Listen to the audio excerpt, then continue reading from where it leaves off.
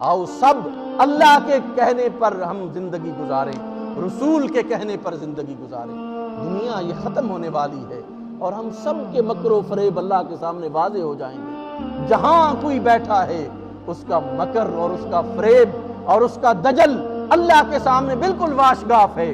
میں یہاں پہ کرسی پر بیٹھا ہوں، میرا دجل اگر ہے کوئی، میرا مکر اور فریب اگر ہے کوئی، تو میرے رب کے سامنے بالکل ایکسپوز ہے، ذرا بھی اس میں کوئی فرق نہیں آئے گا۔ ہر چیز میرا مولا دیکھ رہا ہے، میرا رب دیکھ رہا ہے۔ جہاں کہیں کوئی شخص بیٹھا ہے وہ یہ سمجھے کہ اس دنیا میں تو وہ دجل اور فریب اور مکر کر لے گا، کل رب کے سامنے تو کوئی مکر نہیں چلے گا۔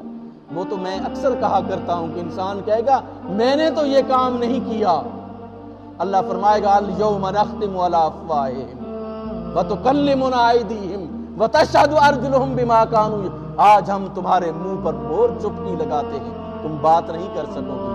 آج تمہارے ہاتھ بولیں گے، آج تمہارے پاؤں بولیں گے، آج جس زمین پر تم نے جرم کا ارتکاب کیا ہے وہ زمین بولے گی۔